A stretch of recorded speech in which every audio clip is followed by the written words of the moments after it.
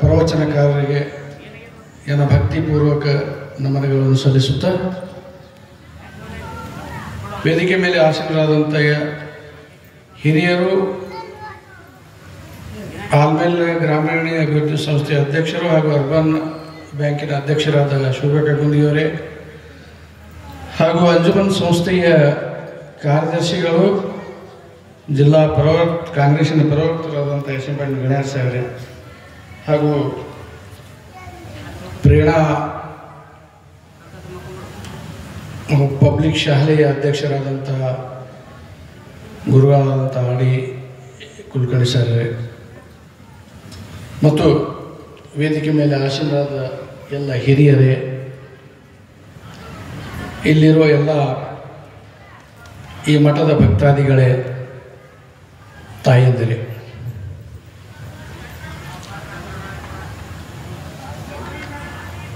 ಸಂಗನ್ ಬಸವೇಶ್ವರರ ಜಾತ್ರೆ ಯಾಕೆ ಮಾಡಬೇಕಪ್ಪ ಅಂತಂದರೆ, ಅವರೊಬ್ಬ ಪವಾಡ ಪುರುಷರು, ಸಾಕಷ್ಟು ಪವಾಡಗಳನ್ನು ಇಲ್ಲಿ ಮಾಡಿ ಹೋಗಿದ್ದಾರೆ.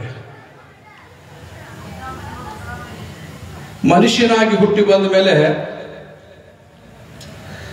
ಏನಾದರೂ ಸಾಧನೆ ಮಾಡಬೇಕಂತೆ,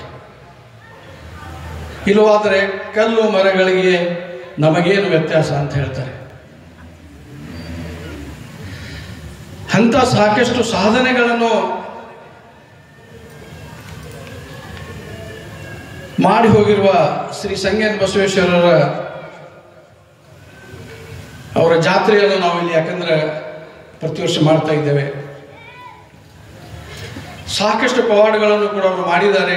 ನಮ್ಮ ಜೊತೆಗೂ ಕೂಡ ನಾವು ಬಾಲ್ಯದಲ್ಲಿ ನಾವು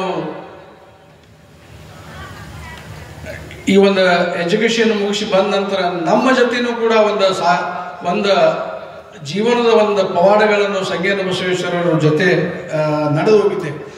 ಅದು ಮುಂದೆ 23ಕ್ಕೂ ಪುರಾಣ ಮುಗಿದ ನಂತರ 24ಕ್ಕೆ ಜಾತ್ರೆ ಸಮಯದಲ್ಲಿ ಸಮಯ ಸಿಕ್ಕರೆ ಹೇಳ್ತೀನಿ.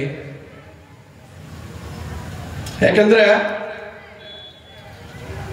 ಇದು ನೋಡ್ರಿ, ಕರೋನಾ ಅಂತ ಮಹಾಮಾರಿಯನ್ನು ಯಾಕಂದ್ರೆ ಒಂದೆರಡು ಸಲ ನಡುವೆ ಬಂದು ಹೋಯ್ತು.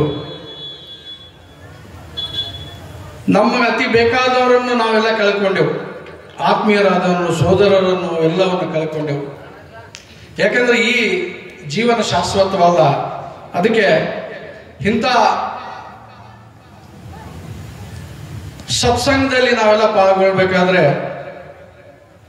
ನಮ್ಮ ಜೀವನ ಯಾಕಂದ್ರೆ ಒಂಥರ ಪವಿತ್ರ ಆಗ್ತದೆ. ಇವತ್ತು ಪ್ರಾರಂಭೋತ್ಸವ ಜನ ಕಮ್ಮಿ ಅದ, ನಾಳೆ ಹಿಡಿದು ಸಾಕಷ್ಟು ಜನ ಬರ್ತಾರೆ ಇಲ್ಲಿ. ಇಂಥ ಸತ್ಸಂಗದಲ್ಲಿ ನಾವೆಲ್ಲ ಪಾಲ್ಗೊಂಡು ನಮ್ಮ ಜೀವನ ಪವಿತ್ರ ಮಾಡ್ಕೊಳ್ಳೋಣ, ನಮ್ಮ ಸನ್ಮಾರ್ಗಕ್ಕೆ ಒಂದು ದಾರಿ ಮಾಡ್ಕೊಳ್ಳೋಣ ಅಂತೇಳಿ ನನ್ನ ಮಾತಿಗೆ ವಿರಾಮ. ಜೈ ಜೈ. ಅತ್ಯಂತ ಅಚ್ಚುಕಟ್ಟಾಗಿ ಅನಿಸಿಕೆಯನ್ನು ವ್ಯಕ್ತಪಡಿಸಿದ ಅಯ್ಯೂಬ್ ದೇವರಗುಣಿಯವರಿಗೆ ತುಂಬ ಹೃದಯದ ಧನ್ಯವಾದಗಳು.